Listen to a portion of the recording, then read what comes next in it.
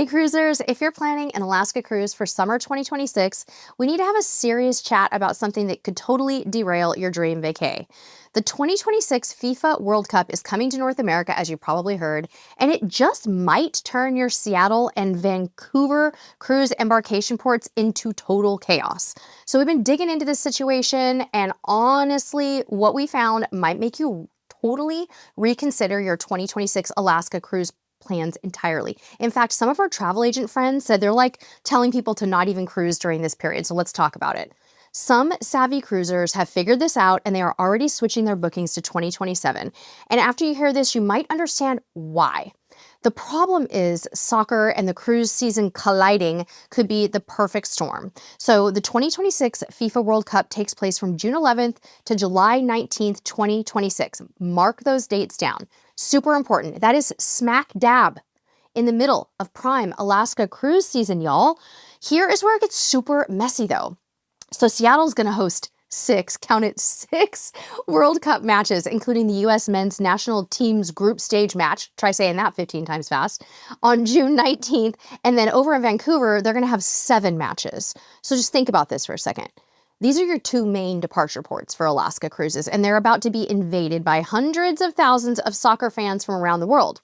So Seattle alone, no joke, you guys, they expect they're going to have 750,000 visitors, while British Columbia projects another 900,000 to 1 million out of province visitors between 2026 and 2031. Now, I know that's a bigger span of time here, but still, this is having an impact. Okay, here's what's important to know. Hotel prices. This is really where the problem is.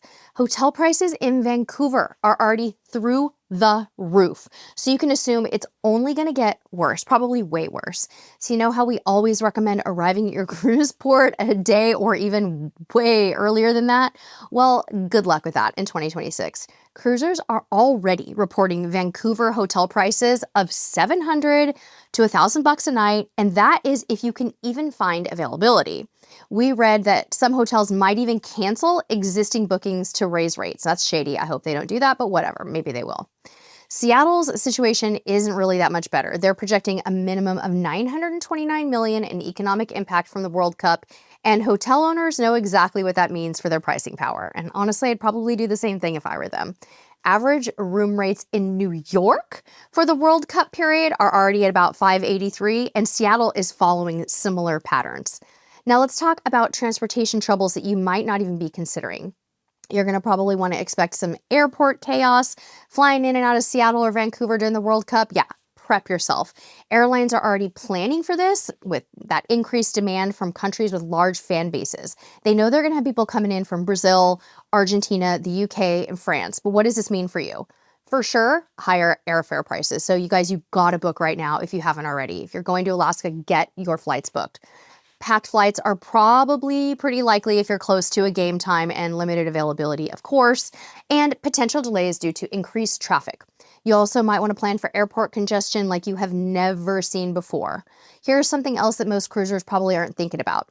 Some BC, British Columbia land border crossings might be closed for construction during the World Cup finals in 2026. Fun. So if you're thinking about driving between Seattle and Vancouver, which people actually do, or flying into one city to cruise from the other, this could seriously complicate your plans. You got to do your research.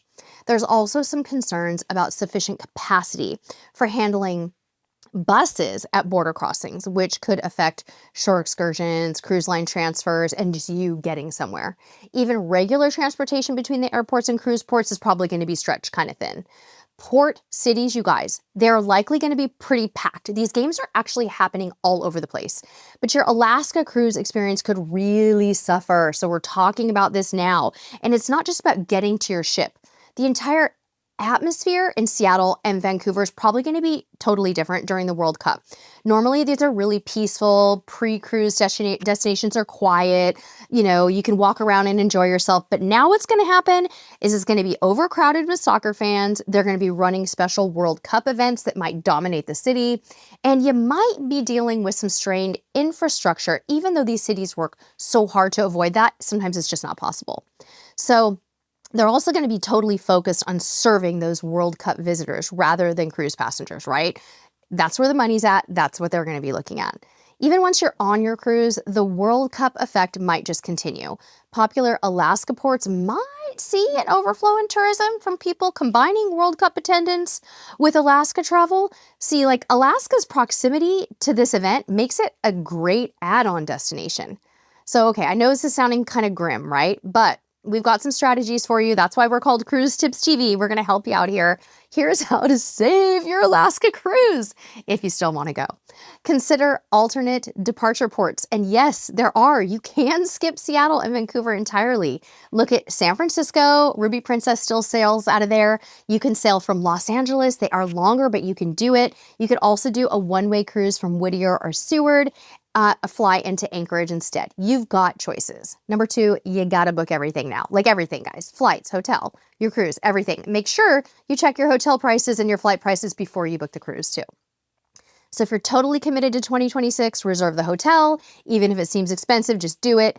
Book refundable hotel rooms in backup cities like little areas in Washington that you could go to. You guys might have seen that we went to a beautiful property on Lake Washington last year, which I'll link to down below. That could be an option, but book it early. And of course, like I said, lock in those flights before the prices skyrocket even further. You also might want to consider cruise line air and hotel packages for guaranteed availability. Princess does that, Royal Caribbean does that, other cruise lines do it too. Just check out their website, the tab that says add airfare or whatever, right? You get the idea. Also, time your cruise strategically. You can check out the dates of the World Cup matches in Vancouver and in Seattle. Try to avoid those departures after match days when the hotel demand is going to peak, also obviously, before the match days. Just go before or after the big event. And maybe consider just going in 2027 instead. Move your Alaska cruise to 2027. Honestly, it's probably your smartest move if you want to avoid this. Some cruisers are already talking to their travel advisors about it and just delaying their cruises until summer 2027, where you're going to probably get back to normal hotel prices, better flight availability, and a more relaxed pre and post cruise experience, plus the same amazing Alaska experience without all the hassle. You could also consider booking a cruise tour instead. You're going to be starting your trip then inland and avoid those coastal port cities and that chaos entirely. So you can fly into Anchorage, enjoy the land portion first, then join your cruise in Whittier or Seward. And that keeps you pretty much away from the World Cup madness in Seattle and Vancouver. So you just have to ask yourself if Alaska in 2026 is worth the potential hassle. I'm still considering it, but maybe like for May. And I'm all about you guys making these cruise dreams come true, but sometimes a smart move is just to adjust your plans. The 2026 FIFA World Cup is gonna create unprecedented challenges for Alaska cruisers departing from Seattle or Vancouver. Trust us. You really want to be on top of this. So if you've already booked your 2026 cruise, do not panic. Just take action now to secure the accommodations and transpo. But if you're still in those planning stages, just seriously consider whether dealing with the chaos is worth it when 2027 might be just as good without the headaches. And remember, cruising is supposed to be relaxing and fun. If you're stressed out about finding a hotel room or worried about missing the ship because of World Cup related delays, that is not the vacation you deserve. Here's my final thoughts. The convergence of the 2026 FIFA World Cup and the Alaska cruise season, it's creating that perfect storm that we mentioned earlier, you guys. And smart cruisers are going to navigate this carefully. They're going to be smart about it. While it might seem like these two events shouldn't affect each other, the reality is they're about to collide in a major way. This is going to happen in other port cities too. Your dream Alaska cruise does not have to be derailed by soccer fever, but you got to be strategic about your planning, whether that means booking it all right away, choosing alternate ports, or just postponing. The key is making an informed decision now rather than being caught off guard later. Stay savvy, my friends, and remember, the glaciers are still going to be there in 2027. Until next time, we'll see you on the high seas. Bye-bye.